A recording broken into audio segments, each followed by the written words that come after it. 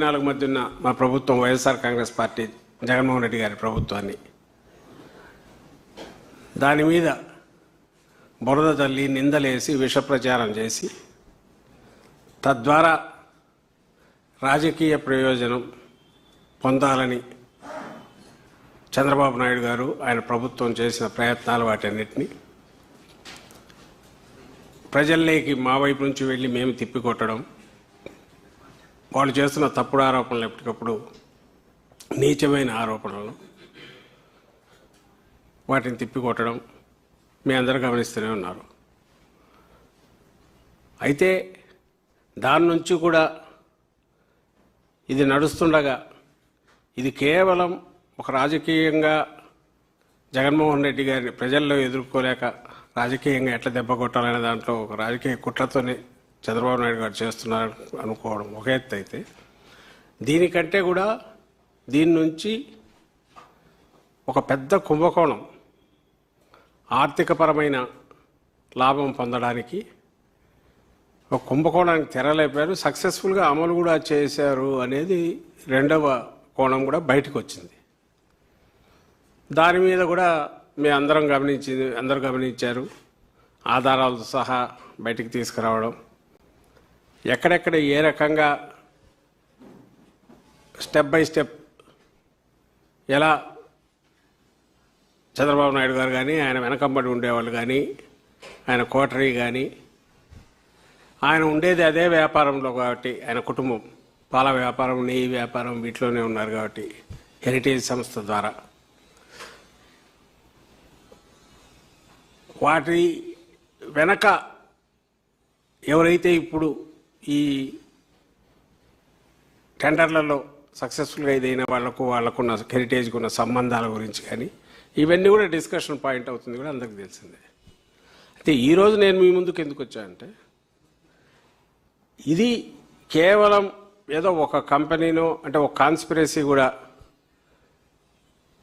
రాజకీయపరమైన 2 లాభాలు, 2 birds at a shot అన్నట్టు ఒక రాజకీయపరమైన కుట్రతో మొదలుపెట్టి ఒక డెలిబరేట్ కాన్షియస్ మ్యాలీషియస్ ప్రచారంతో మొదలుపెట్టి దాన్ని ఓ ఫైనాన్షియల్ బెనిఫిట్ కింద మార్చుకోవడమే కాకుండా దానికి వేసిన స్టెప్స్ కూడా ఖచ్చితంగా మామూలు ప్రజలు కూడా చూస్తే వాళ్ళు వేసుకుంటూ వచ్చిన అడుగులు yes there is a scam, మామూలు స్కామ్ కాదు చాలా పెద్దది ఉంది అనుకోవడానికి తగిన బేసిస్ కనిపించినందువల్ల అదంతా మీకు ఎక్స్ప్లెయిన్ చేయడానికి మేము ముందుకు వచ్చాం.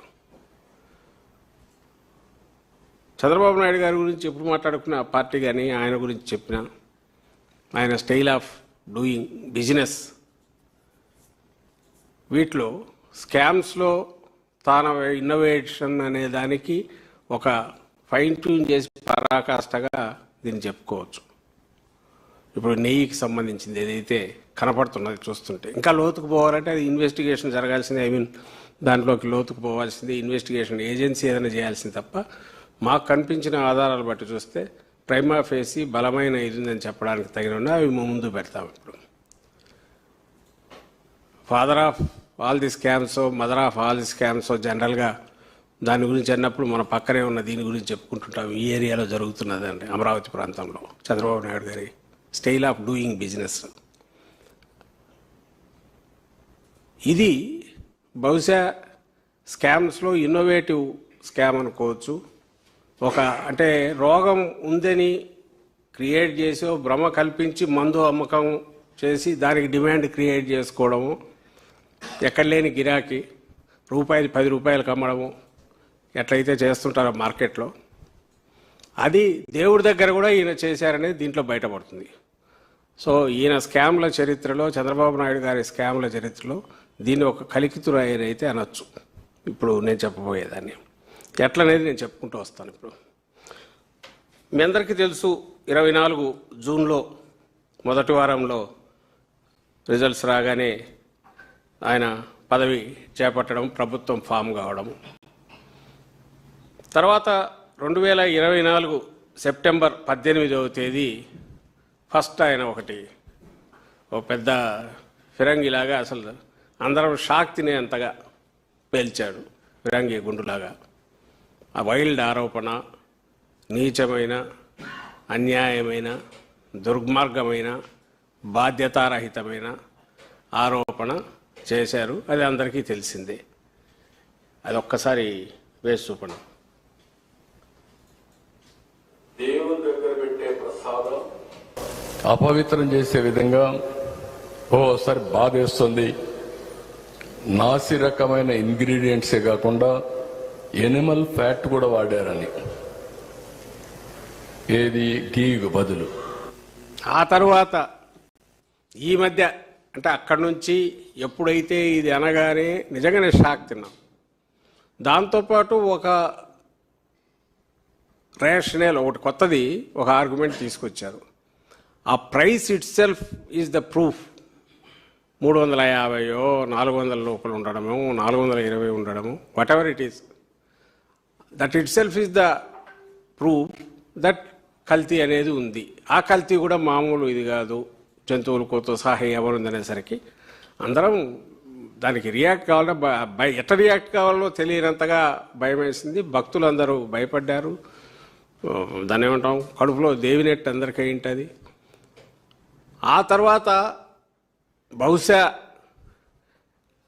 ఇది ఎవరూ దాని గురించి ఛాలెంజ్ చేయకపోతే ఆ ముసుగులో స్మూత్గానే ఆయన వేసుకున్న సిట్టో కంప్లైంట్తో తను వేసుకున్న దాంతో పూర్తి చేసి 6 నెలల్లోనే ఈ నెయ్యి ధర 1000కో ఇప్పటికే పోయేదేమో తెలియదు. కానీ షాక్ తిన్న మా పార్టీ నాయకులు, అప్పటి చైర్మన్ వైవి సుబ్బారెడ్డి గారు తన నిజాయితీ ప్రూవ్ చేసుకోవడానికి ప్లస్ ఆవేదనతో, బాధతో, ఎందుకంటే ఆయన పరమభక్తుడు కాబట్టి సుప్రీంకోర్టుకు వెళ్ళడం, ఆ తర్వాత సుప్రీంకోర్టు తన పరిధిలోకి తీసుకుని సిబిఐ దీనికి వేసి సిట్లో చంద్రబాబు నాయుడు గారి ప్రభుత్వంలో అధికారులను వాళ్ళను పెట్టేసి ఒక సిట్ ఫామ్ చేయడము, ఇది జరిగిన తర్వాత ఆ తర్వాత జరుగుతూ వచ్చిన క్రమంలో ఈ మధ్య కూడా మళ్ళీ దానికంటే ఇంకా అన్యాయమైన ఆరోపణ, అది ఒక చండాలమైంది అనుకుంటే ఇది అసలు ఎట్లా అవుతుంది, ఇది అసాధ్యం కదా అనుకునే రకంగా బాత్రూమ్ కెమికల్స్ కూడా కలిపారని చెప్పేసి ఈ మధ్య కూడా మళ్ళీ అన్నాడు. ఇంకోసారి డబుల్ షాక్ ఇచ్చాడు. అది కూడా వేయం బాధేస్తుంది. అలాంటి గీ తీసుకొచ్చారు, మామూలు కెమికల్స్ తో తయారు చేశారు. పేపర్లో వస్తే నాకే ఆశ్చర్యం వస్తా ఉంది. ఎలాంటి కెమికల్స్ అంటే మన బాత్రూముల్లో వేసి క్లీన్ చేసే కెమికల్ ని గీలో వేసి దాన్ని మళ్లీ లడ్డు చేసి మనం తినే పరిస్థితికి వచ్చామని వస్తున్నాయి. శ్రీశైలంలో కూడా శ్రీశైలం కూడా చెప్పాడు ఆయన. దానికి కూడా ఇప్పుడు దేశం అంతా కూడా వాళ్ళు రాస్తున్నారు ఈ సప్లై ఉంది అంటే. నేను దీన్ని ఎందుకు చూపించానంటే, ఇది అందరికీ తలకాయలో రికార్డ్ అయినా మళ్ళీ ఎందుకు చూపిస్తున్నానంటే, ఇది మామూలు మనుషుల నుంచి కూడా ఎక్స్పెక్ట్ చేయనివి.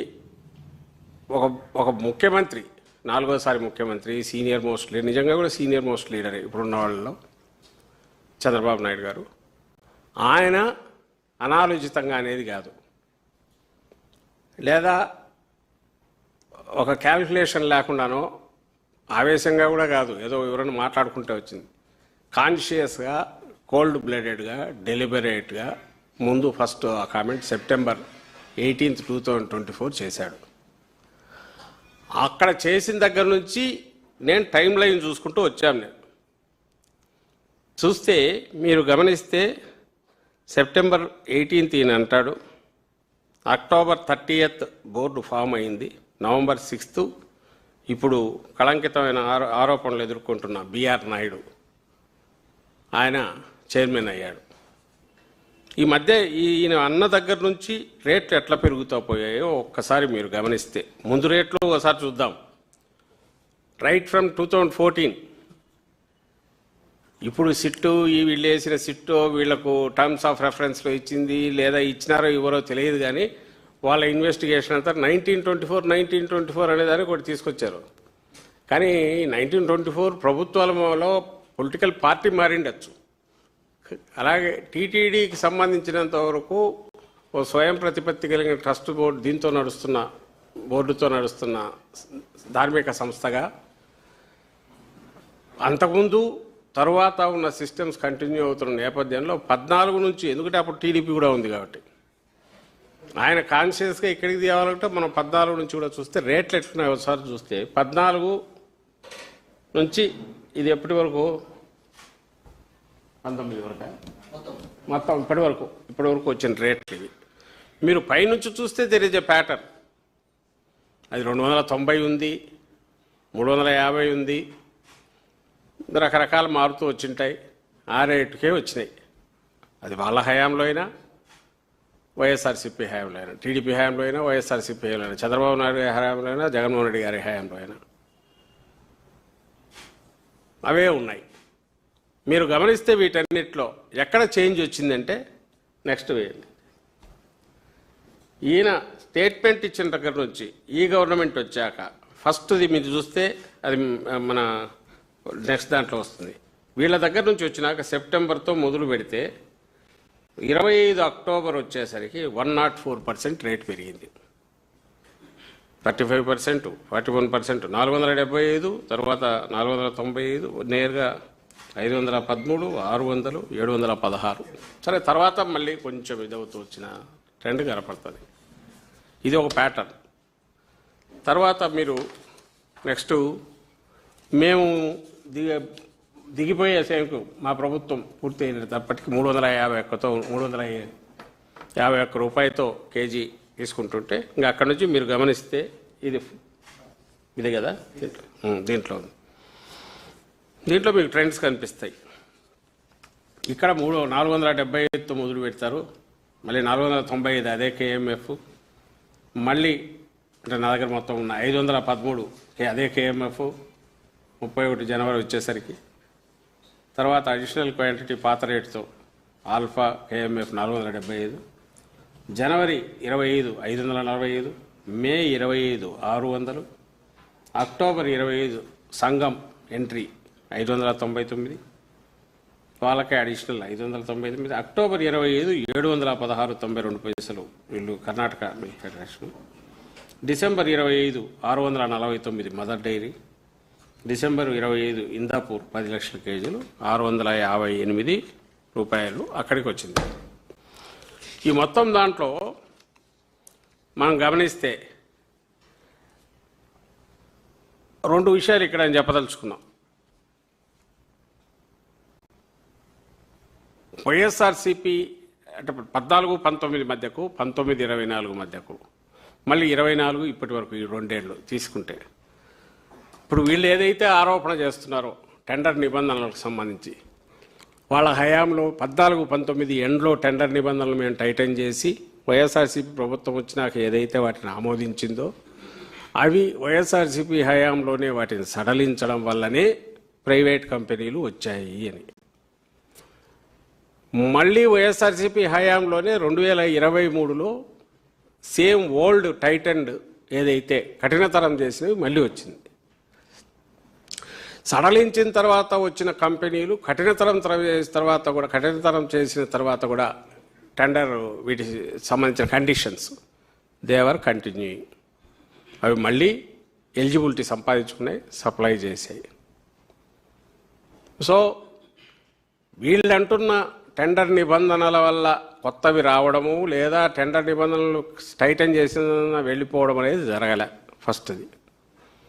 సెకండ్ పాయింట్, ఏదైతే క్వాలిటీ స్టాండర్డ్స్ 14 నుంచి మొత్తంగా తీసుకుంటే అవి మొత్తం రిజిడ్గా చేసో కొత్త ఎక్విప్మెంటో ఇంకా చిన్నవి కూడా పట్టుకోవడానికి అవసరమైన state of the art latest equipment కానీ సిస్టమ్స్ కానీ వచ్చింది వైఎస్ఆర్సీపీ హయాంలో 2022-23లో అవి వచ్చాయి. ఐ థింక్ అది ఉందా మన దగ్గర దాంట్లో ఏదైతే కల్తీ పట్టుకోవడానికి బయట ల్యాబ్స్కు CFT-RI పంపనవసరం లేకుండా బీటా సైటోస్టెరాల్ అట్లా ఏదో ఆ పేర్లు కొన్ని వీటికి పోలెన్స్కి టెస్ట్ అని రకరకాల ఈ మధ్య మనందరికీ అలవాటు చూసి ఇదే అయిపోయినాయి. ఇంకా ఏమేమి ఉన్నాయి అక్కడ, సాఫోనిఫికేషన్ సంథింగ్ ఇలాంటి టెస్టులు ఇవి ఉన్నాయి. ఇవి వచ్చింది ఎవరి హయాంలో? మా హయాంలో, జగన్మోహన్ రెడ్డి గారి హయాంలో. అంతకుముందు లేవు. ఉన్న ల్యాబ్లో టెస్టులు చేయడం ఉంది. అలాగే వాళ్ళను వాటి యొక్క మన డబుల్ చెక్ అంటే వాళ్ళ సెల్ఫ్ సర్టిఫికేషను ప్లస్ FSSAI వాళ్ళ అప్రూవ్డ్ ల్యాబ్ నుంచి సర్టిఫికేషను కల్తీ లేదనేది తీసుకురావాలనే స్టిపులేషన్తో పాటు బేసిక్ వీటితో టెస్ట్లకు అంటే వాసన వాటిని చూడడము, సెన్సరీ వీటి ద్వారా వాటి చేయడము, దాంతోపాటు బేసిక్ టెస్ట్లు ఉన్నదాన్ని తొలిసారి మా హయాంలో జగన్మోహన్ రెడ్డి గారి హయాంలో 23లో ఎక్కువగా వాటిని స్టాండర్డ్స్ పెంచారు. టెస్టింగ్ స్టాండర్డ్స్, టెస్టింగ్ ఎక్విప్మెంట్ వచ్చాయి. 1-2 ఇన్స్టాల్ చేయగానే మొదలు పెట్టాలనేది అప్పటికే ఆర్డర్ ప్లేస్ చేశారు. తర్వాత వచ్చింటాయి. ఈ గవర్నమెంట్ వచ్చాక ఒక్కటంటే ఒక్కటి కూడా నాకు తెలిసి అయితే కొత్తవి ఏం రాలా. Same they are continuing. నేను ఎందుకు ఎంతగా చెప్తున్నానంటే నేను సిట్టు వాటి జోలికి పోవట్ల. ఆ ఆరోపణలు దానికి సంబంధించి ఎలాగ డ్యూ ప్రాసెస్ నడుస్తుంది, ఎవరి మీద ఛార్జ్ షీట్ వేసినారో ఎవరి మీద ఉన్నారో ఈ ఛార్జెస్ ప్రూవ్ చేయడానికి వీళ్ళు ప్రయత్నం చేయడమో లేదా వాళ్ళు దాని నుంచి బయటపడడానికి వాళ్ళ ఎవిడెన్స్లు వాళ్ళు తెచ్చుకోవడం అది కోర్టులో జరుగుతుంది. నా పాయింట్ నేను అంటున్నది, నువ్వు ఏదైతే జంతువులకు కల్తీ అని చెప్పడానికి నువ్వు ఆరోపణ చేయకి ఆ రోజు అన్నావో, ఆ తర్వాత ఇప్పటికి 24 సెప్టెంబర్ అంటే 25 అయిపోయి 26 ఈరోజు మళ్ళీ మార్చి వచ్చింది. అంటే 1.5 year పైన అయింది. నువ్వు ఏం మార్చావు, ఏమి కొత్తగా ఎక్విప్మెంట్ పెట్టావు, ఏ టెస్ట్ల ద్వారా నువ్వు అప్పటికంటే ఇంకొంచెం క్వాలిటీని రెగ్యులర్ బేసిస్ మీద అసెస్ చేయగలుగుతున్నావు, ఏ టెస్టులు పాస్ అయినందువల్ల వీటన్నిటికీ 716 రూపాయలు ఇస్తున్నావు. ముందు ఉన్న టెస్ట్లే నడుస్తున్నాయి, ముందు ఉన్న క్వాలిటీ స్టిపులేషన్ స్టాండర్డ్స్ అవే నువ్వు అడుగుతున్నావు, అడిషనల్ ఏం లేవు. మరి ఆ రోజు కల్తీ అనుకుంటే ఈరోజు 716 అప్పుడు కల్తీ కాకుండా ఎట్లా పోయింది ఒక క్వశ్చన్. సెకండ్, ఈ గవర్నమెంట్ వచ్చాక కూడా 2024 సెప్టెంబర్లో 475కు సప్లై చేసిన KMF అక్టోబర్ 2025 వచ్చేసరికి 716 ఎట్లా పోయింది, ఎట్లా చేసింది? అలాగే ఇంత రేటు పెంచినప్పుడు మార్కెట్లో 500-550కి కేజీ నెయ్యి విత్ ప్యాకింగ్ దొరుకుతుంటే ఇక్కడికి 700-650 ఇప్పుడు ప్రివైలింగ్ రేట్లు ఇంతకుముందు నేను చూపించిన ఈ రేట్లకు ఇస్తున్నప్పుడు ఎందుకు పోటీలో కంపెనీలు పెద్ద పెద్ద కంపెనీలు దిగట్లేదు? ఎందుకు రావట్లా? అన్నీ సింగిల్ బిడ్లన్నా ఉంటున్నాయి, లేదంటే ఈ ముగ్గురు ప్లేయర్సే ఆడుతున్నారు. ఇక్కడ ప్యాటర్న్ బాగా క్లియర్గా కనపడుతున్నది. మీరు దీంట్లో చూస్తే ఫస్ట్లో KMF కొద్ది రోజులు అయ్యాక రేటు పెంచుకుంటూ వచ్చేంతవరకు దాన్ని తీసుకొచ్చాక ఆ తర్వాత 2025 అక్టోబర్లో దానికి ముందు లోకల్ దీని కింద 599 రూపాయలకు సంగం చేశారు. 3 కేటగిరీలని 599 రూపాయలు అనేది కూడా వీళ్ళు బయట మార్కెట్లో అమ్ముతున్న రేటుతో చూస్తే చాలా ఎక్కువ. మరి ఎందుకు రాలేదో తెలియదు. 3 times పిలిస్తే ఎవరు రాలే, 4th time ఒక్క సంఘం ఒకటి వచ్చిందంట. దానికి 590 అంటే బాటా రేటు, యాక్చువల్ 600 అనుకోవచ్చు, రూపాయి తగ్గితే ఏమవుతుంది, 600 రూపీస్. 599కి సంఘంకి ఇచ్చారు. సరే, సంఘం ఎవరిది నేను చెప్పాల్సిన అవసరంలా. ఆ సంఘం టీడీపీ సీనియర్ నాయకుడు ఆయన దుడిపాల నరేంద్ర గారిది. దానికి సంబంధించి చూస్తే అంతా చేస్తే ఇక్కడ దాని స్టిపులేషన్ వచ్చి 1 lakh లీటర్స్ ఉన్నట్టుంది. 3 categories పెట్టినట్టుంది.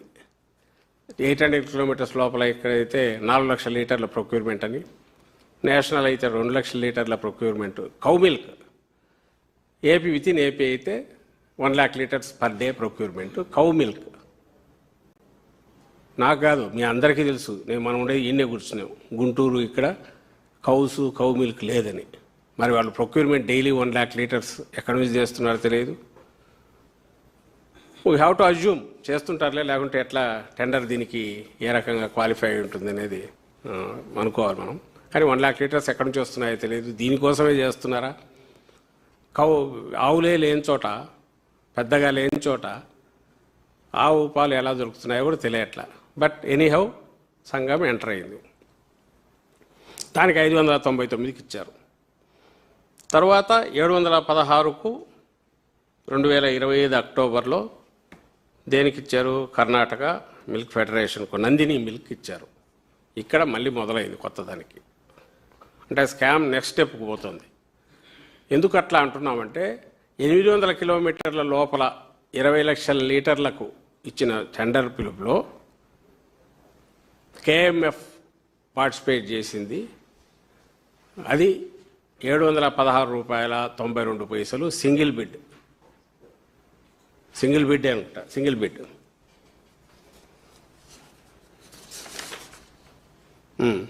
సింగిల్ బిడ్ ఇది. ఎప్పుడు ఇది? 29న ఫైనల్ చేసి వాళ్ళకు లెటర్ ఇస్తారు. సెప్టెంబర్లో పిలిచారు. సో 716కు వాళ్ళు పిలిచినప్పుడు, 716కు వాళ్ళు వేసినప్పుడు 20 లక్షల లీటర్లకు ఇదైనప్పుడు ఆర్డర్ ప్లేస్ చేసిందేమో వాళ్ళకు 10 లక్షల లీటర్లకు. రీజన్ ఏం చెప్తారు? వాళ్ళు మేము 10 లక్షల లీటర్లే సప్లై చేయగలిగామన్నారు కాబట్టి 10 లక్షల లీటర్లకే ఇస్తున్నాము 716తో అని అంటారు. ఓకే, ఇది 29 వాళ్ళకి లెటర్ రాస్తే 30వ తేదీ వాళ్ళ ఎండి ఉందా? కేఎంఎఫ్ అది పెద్ద చేయలేమా? మాకు 2000 టన్నులకు నెయ్యికి అంటే 20 లక్షల కేజీలకు మాకు ఆర్డర్ వచ్చింది టీటీడీ నుంచి. వీఆర్ సప్లయింగ్ అని ఆ రోజే, ఏ రోజు అయితే వీళ్ళు లెటర్ రాసిన రోజు, బహుశా అతనికి చేరలేదు తెలియదు కానీ 30వ తేదీ పేపర్లో అంటే 29 ఇచ్చింటాడు. బహుశా అవార్డు చేసిన రోజు ఇచ్చింటాడు. ఈ 10 లక్షల వీళ్ళే చేయగలమని దానికి ఆర్డర్ ప్లేస్ చేస్తారు. చేసి రిమైనింగ్ 10 లక్షలు ఏం చేస్తారు? మళ్ళీ ఇక్కడే టెండర్ పిలవచ్చుగా. ఇది సింగిల్ బిడ్, ఎవరు ఇక్కడ పార్టిసిపేట్ చేయట్లేదంట. నేషనల్ దానికి పిలుస్తారు. అక్కడ ఇందాపూర్ ఎంటర్ అవుతుంది. దీని నుంచి నెక్స్ట్ మీరు అదే గమనిస్తే దీంట్లో నుంచి 10 లక్షలు తీసి యాక్చువల్ వీళ్ళ ప్లాను, వీళ్ళ స్కీము, టీటీడీ వీళ్ళు తయారు చేసుకున్న విధానం ప్రకారము నేషనల్ కోటా ఒకటి 10 లక్షల కేజీలు ఉంది. దానికి పిలవచ్చు కావాలంటే. ఈ 20 లక్షలు దీనికి ఇవ్వచ్చు. కానీ 716 రూపాయలు ఇచ్చిన దాంట్లో 10 లక్షలు తీసి నేషనల్, ఎందుకంటే వీళ్ళు సప్లై చేయలేకపోతున్నారని. వాళ్ళ ఎండీనేమో మేము చేస్తామన్నాడు, మేము ప్రిపేర్ అయ్యాము, వేసిందే అతను కోట్ చేసిందే 20 లక్షలు కోట్ చేశారు. మరి ఏం జరిగిందో ఆ 10 లక్షలు ఎట్లా కట్ చేశారో తెలియదు కానీ తీసి వాళ్లే మేము 10 లక్షలు చేయగలము అని అన్నారు అని వీళ్ళు దాంట్లో రాసుకున్నారు. పైగా ఇంకో జస్టిఫికేషను, రేట్లు పెంచుతున్నారు, మోనోపోలీ అయిపోతుంది కాబట్టి దీన్ని నేషనల్ దానికి ఇస్తామని చెప్పి వాళ్ళ దాంట్లో ఒక జస్టిఫికేషన్ రాసుకున్నది రిజల్యూషన్లు. ఇవన్నీ మీకు పబ్లిక్ డొమైన్లో ఉండేటివే. మనం ఏం చేయగలిగినా పబ్లిక్ డొమైన్లో ఉండేది చేయగలం తప్ప మిగిలిన మన చేతిలో ఉండవు, వాళ్ళు చేయాలి. ఉన్నదాన్ని బట్టి చూస్తే అక్కడి నుంచి తీసేశారు. వాళ్ళు ప్రిపేర్డ్గా ఉన్నా వీళ్ళు దాన్ని తీసుకొని తగ్గించి కట్ చేసి 10 లక్షలు నేషనల్ దానికి టెండర్ పిలిచారు. చిత్రం ఏంటంటే ఆ నేషనల్ దాంట్లో మళ్ళీ కేఎంఎఫ్ పార్టిసిపేట్ చేస్తుంది. ఎంత ఉంది అది? అక్కడ ఎంత? 658 రూపాయలు ఇందాపూర్ డైరీ కోట్ చేస్తే ఇది 750 రూపాయలు కోట్ చేస్తుంది. అంటే నాకు తెలియగలుగుతాము, మనం ఎవరికైనా మీకైనా రావాలి అనుమానం. ఒకవేళ కేఎంఎఫ్ మాకు వద్దు అని వదులుకుంటే 716ది వదులుకున్నది మళ్ళీ టెండర్లో 750కి ఎందుకు వేస్తుంది? ఏదైనా సిండికేటో ఇది ఇప్పి నువ్వు వేయని ఎవరైనా చెప్తే తప్ప మాకు ఇది తక్కువ కనపడాలి, నువ్వు కొంచెం ఎక్కువ వేసుకోమని చెప్తాయి. పైగా మేము సప్లై చేస్తామన్న ఎండి అది 716 రూపాయలు. బహుశా ఫస్ట్ టైం అసలు మార్కెట్లో ఎక్కడా మళ్ళీ 500 చిల్లర తప్ప లేనివి ఎక్కడ. ఈ రీసెంట్ది అది చూపించమ్మా, రేట్లది ఎక్కడ ఉంది కదా, మనం ఫోటో మార్ట్ది ఎక్కడ పెట్టాము. ఇది కాదు స్మార్ట్ అది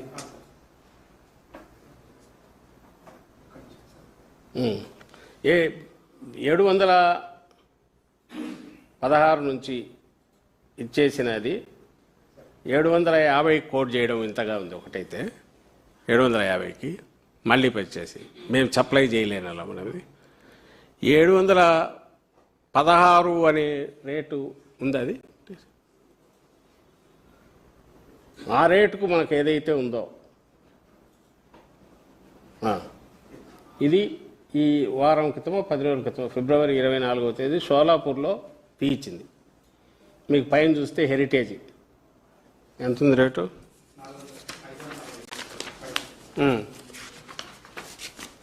541 రూపాయి హెరిటేజ్ ఫిబ్రవరి 24వ తేదీ.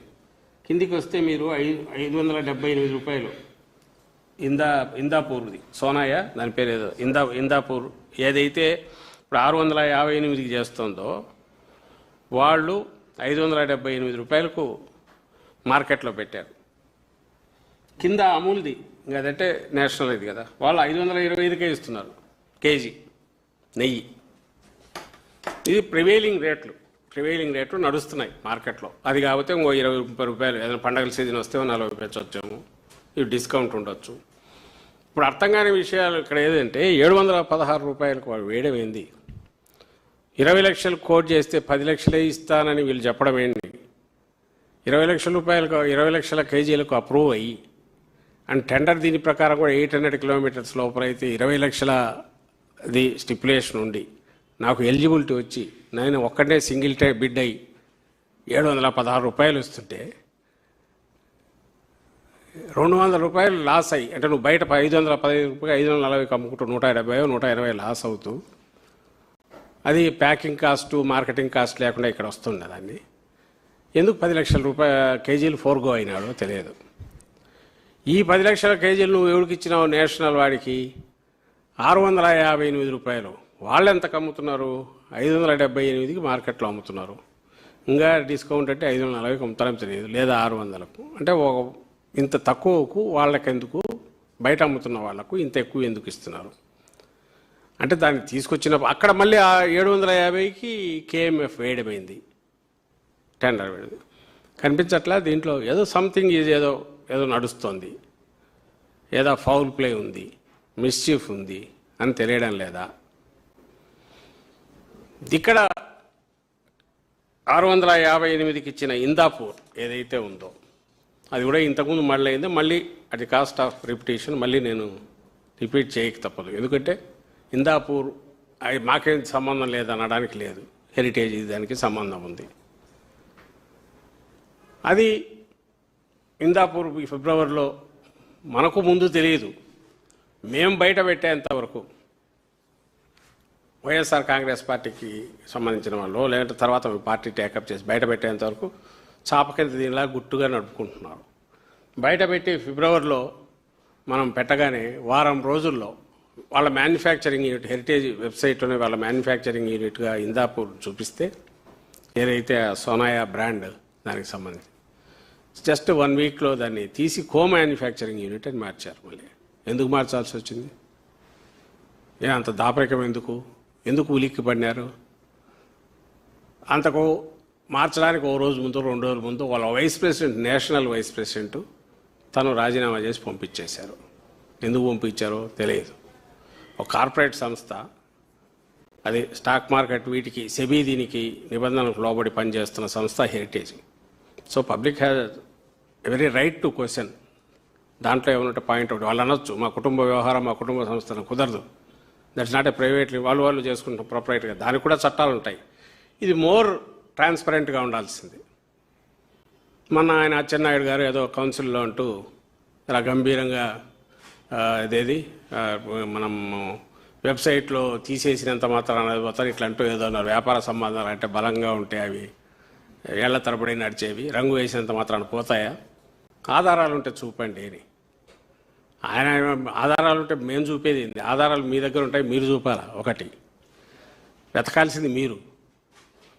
అది కూడా ఆయన ఎట్లా మిస్ అయ్యాడో తెలియదు, కానీ ఆధారాలు కూడా వాళ్ళే చెప్తుంటే వెబ్సైట్లో మ్యానుఫ్యాక్చరింగ్ యూనిట్ అని పెట్టుకొని వాళ్ళ వెబ్సైట్లో వాళ్ళు పెట్టుకొని వాళ్ళే ఉలిక్కిపడి మ్యానుఫ్యాక్చరింగ్ వాళ్ళు మార్చి పైగా వాళ్ళ స్టేట్మెంట్ పబ్లిక్ మీడియాకి ఇచ్చారు. అయ్యా మాకు నెయ్యిలో సంబంధాలు లేవు కానీ చీజ్ మిగిలిన వాటిలో మాకు ఇందాపూర్ సంస్థకు సంబంధాలు ఉన్నాయని వాళ్ళే ఇచ్చినారు, మేమంటున్నవి కాదు. సో మా రెండిటి మధ్య బలమైన బంధం ఉంది అని అన్నారు. ఆ బలమైన బంధం ఉన్న సంస్థ ఒక అనుమానాస్పదమైన పద్ధతిలో ఈ కాంట్రాక్ట్ దక్కించుకుంది ఇందాపూర్. ఎంతకు? 658 రూపాయలకు. అంటే 716 కంటే తక్కువ కదా అని అనొచ్చు. 716 ఎక్కడి నుంచి వచ్చింది నాకు అర్థం కావట్లేదు. 475కు డిసెంబర్లో 24లో సప్లై చేసిన సంస్థ 8-9 నెలల్లో, కరెక్ట్ 9 నెలల్లో 716 చేయడం ఎట్లయింది? ఏమైనా పాల రేటు పెరిగిందా? ఇంకా నాకు తెలిసి ఈ మధ్య జిఎస్టీ కూడా తగ్గినట్టుంది. అటు చేసి ఎంత నుంచి 5%, 5%కి ఇవ్వబడినట్టుంది. 18 నుంచి కదా, 12 నుంచి 5%. ఇంకా పాల రేటు పెరగల, పెరిగితే రూపాయి పెరిగిండొచ్చు. పోనీ మార్కెట్లో ఏమైనా 1000 రూపాయలకి నెయ్యి అమ్ముకుంటారా అంటే 500 చిల్లరకే అమ్ముతున్నారు. మరి ఈ పరిస్థితిలో ఒకేసారి 475 నుంచి కేఎంఎఫ్ 716 చెప్పడం ఏంది? ఆ ఇమ్మీడియట్ మేము సప్లై చేయలేడం అని అనడం ఏంది? అండ్ నీ వ్యాపార భాగస్వామి ఎంటర్ కావడం ఏంటి? అతను తక్కువ కోట్ చేసినాడని చూపడానికి వీళ్ళు 750 కోట్ చేయడం ఏంది? ఇవన్నీ సిండికేట్ అయిందని అర్థం కావట్లేదా? అనిపించదా? దీనికి ఆన్సర్ చెప్పాల్సింది ఆయన చెప్పాలా? నేను ఫస్టే అన్నట్టు ఆ పాల వ్యాపారం గురించి ఆయనకే తెలుసు, దాని డైనమిక్స్ గురించి, దాని గురించి. ఆ రేట్లు, ఇది ఆర్గానిక్ థింగ్, పాలు, వాటి రేట్లు ఎట్లా పెరుగుతాయి, ఫ్లక్చుయేషన్స్ ఎట్లుంటాయి అనే దానికి, లేదా ఎప్పుడు ఎంతవరకు అయితే రీజనబుల్ ఇది ఉంటుంది, దాంట్లోంచి ఏమేమి బై ప్రొడక్ట్స్, మనం దీని పుణ్యం అని ఈ సంవత్సరంగా స్టడీ చేస్తున్నాం. లేదంటే మనకం పోయింది, ఆడ పోతే ప్రసాదం వేస్తే కళ్ళకు అద్దుకొని తింటాం, లేదంటే బయటికి పోతే డైరీ ప్రోడక్ట్స్ చూసి పూర్తి నమ్మకంతో కొనుక్కొచ్చి వాటిని ఏదో వాడుకుంటాం, చాలా క్వాలిటీ స్టాండర్డ్స్ ఇవని. అట్లా దెబ్బ కొట్టినాడు ఆయన దాని మీద, చంద్రబాబు నాయుడు గారు. దేవుడి దగ్గర దీంట్లో కూడా ప్రసాదం అంటే కూడా అనుమానంగా చూడక వచ్చే పరిస్థితి, దురదృష్టకరమైన పరిస్థితి అది తీసుకొచ్చాడు. ఎవరితో ఆడుకుంటారనేది కూడా చూడాల. అంతా చేసింది దేనికయ్యా అంటే ఈరోజు డబుల్ ది రేట్, దానికి మించి రేటు పెంచి దాంట్లో నుంచి దండుకోవడానికి తగిన ఏర్పాటు చేసుకున్నారు అనడానికి బలమైన ఆధారాలుగా ఇవి నాకు కనపడుతున్నాయి. ఒకటి ఇంకోటి చెప్తా, మొత్తం వాళ్ళ ఆర్గ్యుమెంట్ అంతా దేని మీద నడిచింది? 350 400 అంటే అది సప్లై చేసే రేట్ కాదు, కాబట్టి ఇది జంతువుల కొవ్వు, ఇంకోటి కల్తీ అని అన్నారు. సరే అది లేదని వాళ్ళు సిట్ అంటే ఇది కాకపోతే బాత్రూమ్ కెమికల్ అన్నాడు. ఇంకా అంతగా అది ఎందుకంటే వాళ్ళు ఎవరో కెమికల్ కొన్నారని. లేదు ఏదో కల్తీ ఉంది కదా అని ఇంకో అన్నారు. ఎవడన్నా కల్తీ చేస్తే రోజు హోటళ్ళ మీద ఎట్లా ఫుడ్ ఇన్స్పెక్టర్లు దాడి చేస్తారో, ఇంకో దగ్గర ఎక్కడో చేస్తారో, క్వాలిటీ స్టాండర్డ్స్ చూసేవాడు, సిస్టమ్స్ అవి పనిచేస్తుంటాయి, వాటి మేరకు వాటిని పట్టుకుంటుంటారు, యాక్షన్ తీసుకుంటుంటారు అనే ఒక నమ్మకం, విశ్వాసం. దానికంటే ముఖ్యంగా మనం ఒక హోటల్కి పోయినా, ఎందుకు టెంపుల్ అక్కర్లా, హోటల్కి పోయినా ఇట్లా అనుమానాలతో చూడడం మొదలు పెడితే అసలు ఎవడు ఏం తినలేడు. విశ్వాసంతో, నమ్మకంతో జరుగుతుంది. హెరిటేజ్ పాలు తీసుకుని అదే నమ్మకం తాగాల్సిందే. నేను చంద్రబాబు నాయుడు కాబట్టి భాగిస్తానంటే కుదరదు. ఈ విశ్వాసం, నమ్మకమే. చెక్స్ ఇవన్నీ సిస్టమ్స్ ఉంటాయి, వాటి కంట్రోలింగ్, ఇది క్వాలిటీ మెయింటైన్ చేస్తారు, పెద్ద కంపెనీ అయితే ఇంకా బాగా చేస్తారు అనే నమ్మకం, విశ్వాసంతోనే తీసుకుంటారు. దాంతో కూడా ఆడుకున్నాడు ఆయన. టెంపుల్ వీటితో ఆడుకున్నాడు, దేవుడితో ఆడుకున్నాడు, దేవుడి ప్రసాదంతో భక్తుల మనోభావాలతో ఆడుకున్నాడు. అంతా చేసి దేనికంటే ఈ రేటు పెంచడానికని. ఓకే, బాగానే ఉంది. మామూలు ఏమనుకున్నా ఇంతకుముందు అన్నట్టు ఎక్కువ రేట్ అంటే మోర్ స్టాండర్డ్, మోర్ క్వాలిటీ అనుకుందాం. ఈ మధ్య కూడా ఆయన లోకేష్ అన్నట్టున్నాడు, మంచినీళ్ళు కావాలంటే 1000 రూపాయలు తక్కువ దొరుకుతుంది అని. మరి అతనికి వాళ్ళ కంపెనీ వాళ్ళు ఎంత కమ్ముతున్నారో కూడా తెలిసిన. ఈ మధ్య అన్నాడు, నాకు గుర్తుండి, అసెంబ్లీలోనో కౌన్సిల్లోనో బయట ఎవరితోనో మాట్లాడుతూ ఎక్కడ దొరుకుతుంది అని దబాయించినాడు. మరి 550కి వాళ్ళ నెయ్యే ఇస్తున్నారు, 540కో ఎంతకో 541కి ఎంతకో ఇస్తున్నారు. మరి అది ఏం నెయ్యి అర్థం కావట్లా. అది కల్తీ నెయ్యి అనుకోవాలా తెలియదు. ఇక్కడికి వచ్చేసరికి దీంట్లో కూడా మళ్ళీ ఒకటి చేశారు. సంఘంకు మళ్ళీ అది కూడా వింత లెక్క, దానికి ఒక జస్టిఫికేషను. ఏదైతే 716 రూపాయలతో వీళ్ళకు మన కేఎంఎఫ్ నందినికి ఇచ్చారో దాంట్లో నుంచి సంఘంకి ఇచ్చిన 5 లక్షలతో పాటు 15% వాళ్ళకేదో ఒక రైట్ ఉందంట. అంటే ఎవరిదైనా రేట్ తక్కువకుండి క్వాలిటీ ఉంది అనుకుంటే 15% వరకు ఇంకోటి హై రేట్ ఉన్నది తీసి ఇచ్చే ఉన్న వాళ్ళ రైట్, బోర్డు రైట్ నుంచి ఉపయోగించుకుంటూ దీనివల్ల మేము 80 లక్షలు సేవ్ చేస్తున్నాము. ఎందుకంటే 716 ఎక్కువ రేటు, వేరేది 599 అనేది తక్కువ రేటు. అంటే కేజీకి 117 రూపాయల 92 పైసలు మిగులుతుంది. అందువల్ల మేము దీనికి దాని నుంచి తీసి 15% అంటే 75,000 కేజీలు ఇస్తున్నాను. ఇంకో రిజల్యూషన్ పాస్ చేసి ఇచ్చారు. మరి నువ్వు ప్రైసే క్రైటీరియా జస్టిఫికేషన్ అక్కడికి పోతే మళ్ళీ దాని నుంచి దించి నేను సేవ్ చేస్తున్నానని మళ్ళీ కిందికి దానికి ఒక జస్టిఫికేషన్ తీసుకొచ్చి 599కి ఏ రకంగా ఇస్తారు? ఇక్కడ నుంచి 716కు పోకపోతే కల్తీ అని ముందు ముద్ర వేసి 716కు పోయినాక అక్కడి నుంచి మళ్ళీ కొంచెం బ్యాలెన్స్ తగ్గించి ఆ తగ్గించిన 658కి 600కు తన జోబు సంస్థలుగా అనుకోవడానికి కావాల్సినంత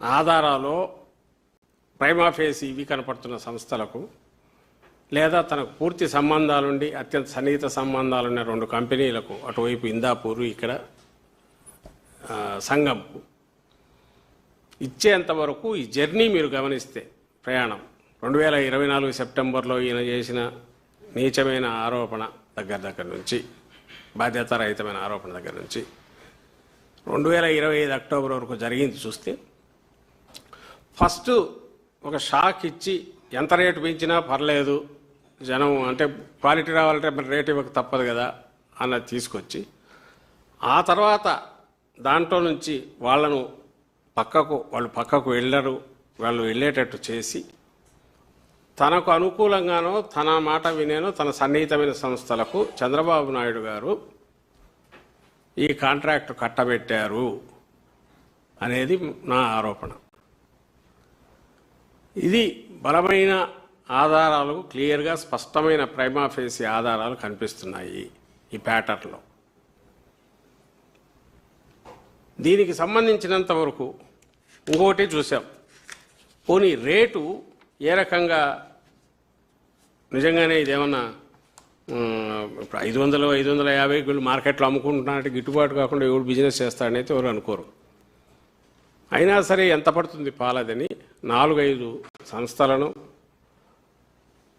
కోఆపరేటివ్ సంస్థలను, ఇండివిజువల్ డైరీలు నడుపుకుంటున్న వాళ్ళను, చిన్న సైజు వాళ్ళని అడిగితే కూడా ఇప్పుడు నడుస్తున్న మార్కెట్ ప్రివైలింగ్ రేటు 33 నుంచి 35 రూపాయలు లీటరు, 32 నుంచి 35 అంటున్నారు. సీజన్ బట్టి కొంచెం అటు ఇటు కావచ్చని.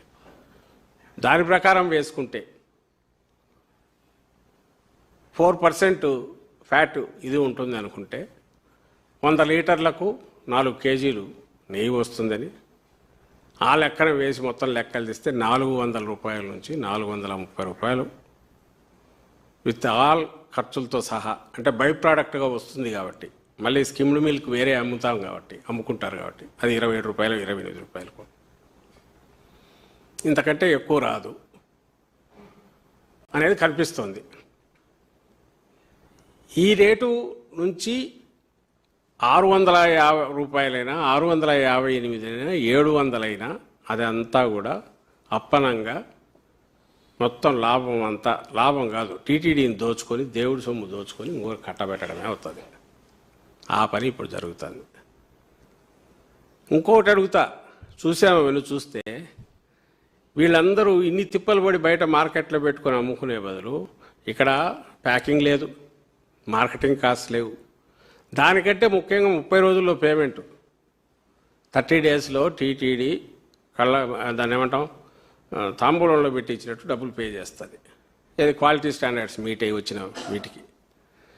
ఏ బిజినెస్కైనా 10 లక్షల లీటర్లు, 5 లక్షల కేజీలు, 10 లక్షల కేజీలు, 20 లక్షల కేజీలు ఆర్డర్లు వస్తుంటే ముందు బిజినెస్ స్టెబిలైజ్ కావడానికో గ్యారంటీ ఆర్డరు, ఫైనాన్షియల్ ఫ్లో, వీటికి కానీ క్యాష్ ఫ్లోకి కానీ ఇంట్రెస్ట్ పోతుంది. ఇంట్రెస్ట్ సేవింగే నీకు 10-12% ఉంటుంది, లేకపోతే 8-9% పెద్ద సంస్థలు అయితే బ్యాంకుల నుంచి.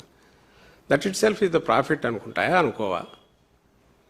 ఆరోగ్యశ్రీకి ఏ ఉద్దేశంతో ఇంకా అక్కడ పే చేయట్లే, ఆయన 2 నెలల నుంచి అప్పులు అట్లే ఉన్నాడు, వాళ్ళు ఇంట్రెస్ట్ కట్టుకుంటారు. అయినా సరే ఎందుకు వస్తారు ఆసుపత్రిలో? ఎందుకు వస్తారంటే సబ్సిస్టెన్స్ అంటే stable business, certain percentage cash flow ఉంటుంది, వస్తే వాడు పే చేస్తే గవర్నమెంట్ నుంచి వస్తుంది. గవర్నమెంట్ నుంచి ఎక్కడికి పోదు, అందుకే రూపాయి ₹1 చేస్తారు అక్కడ. సర్జరీలు చేసినా, ఇంకోటి చేసినా. బయట మామూలు బైపాస్ 3-4 ఎంత తీసుకుంటే బయట తీసుకుంటే మామూలు దీనికి 1,00,000-1,50,000 ఇక్కడ ఇస్తే.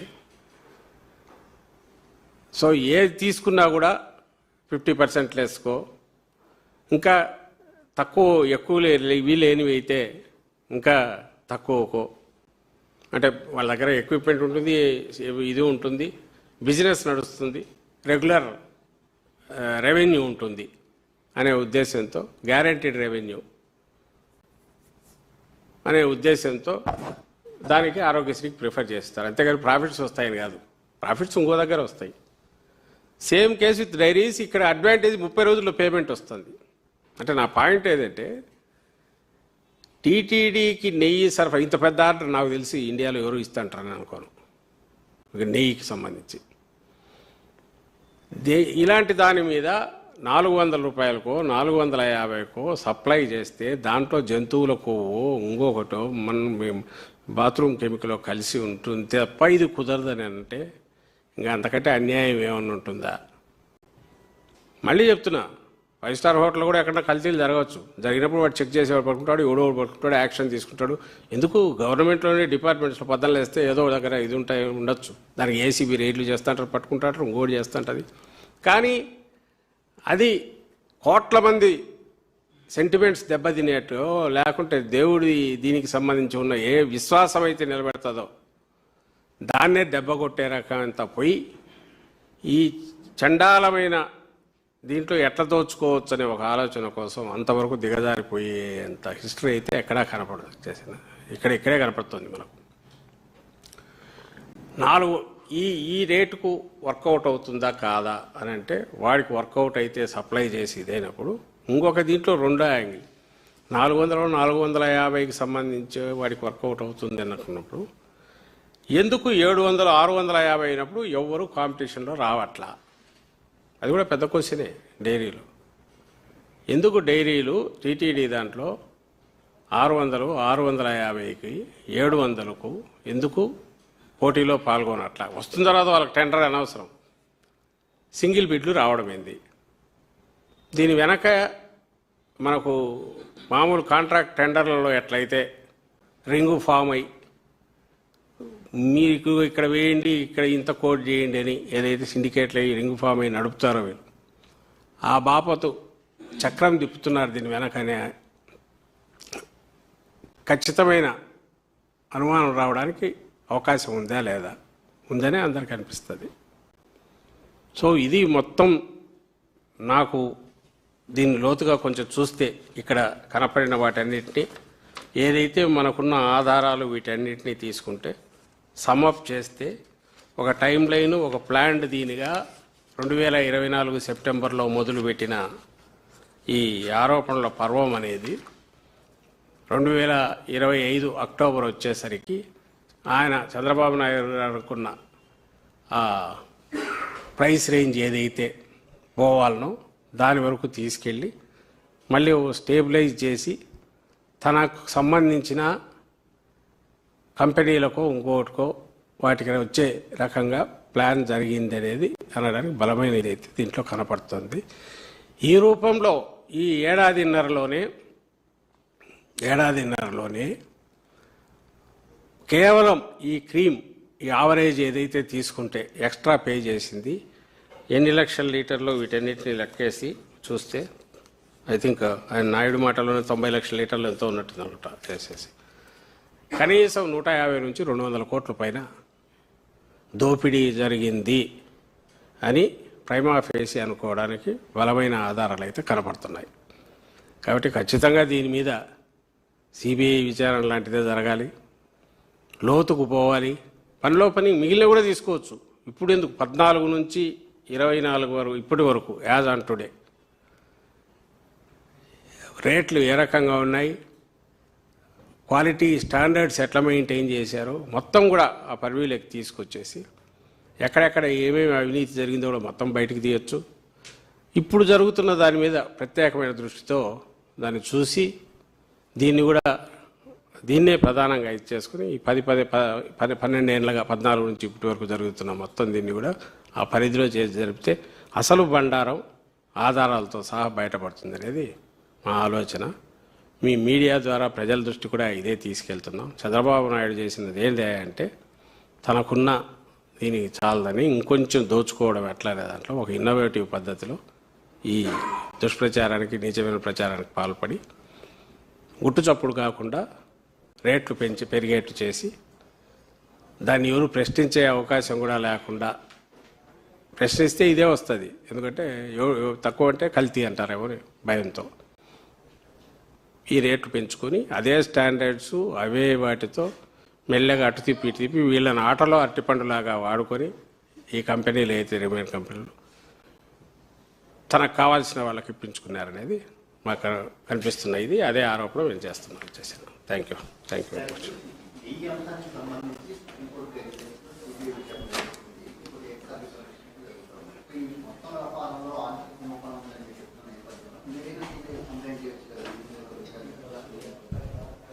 సిబిఐకి చేయడమా దీని మీదనా?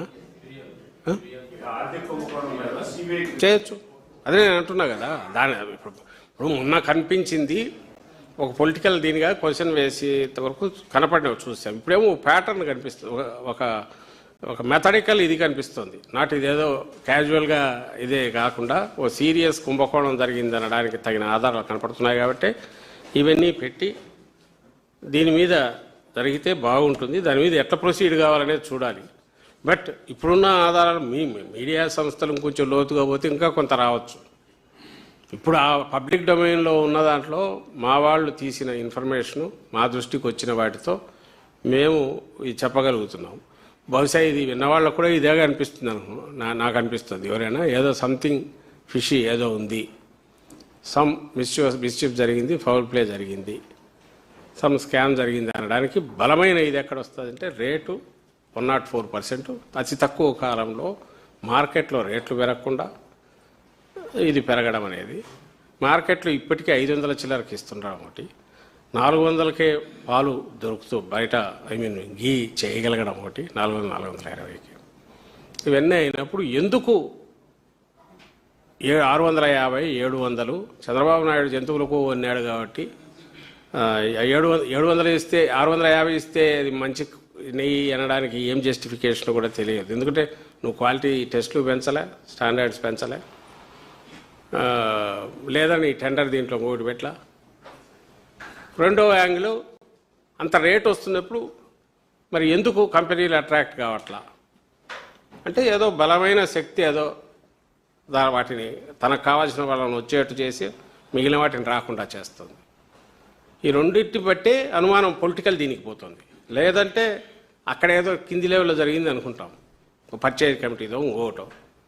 ప్లస్ ఇప్పుడు పొలిటికల్ హెడ్ ఎవరైతే ఉన్నారో ఆయన ఉండేదే నెయ్యి వ్యాపారం, పాల వ్యాపారంలో ఉన్నాడు. ఆయనకు తెలుసు దాని రుచి ఎట్లుంటుందో, దాన్ని ఏ రకంగా దాన్ని పిండొచ్చో, ఏ రకంగా ఏం చేయొచ్చు అనేది. సో ఇవన్నీ కలిపితే ఇది మామూలు స్కామ్ కాదు, చాలా పెద్ద స్కాము. ఖచ్చితంగా దీన్ని ఫిర్యాదు చేసే విషయం కూడా ఆలోచిస్తాను.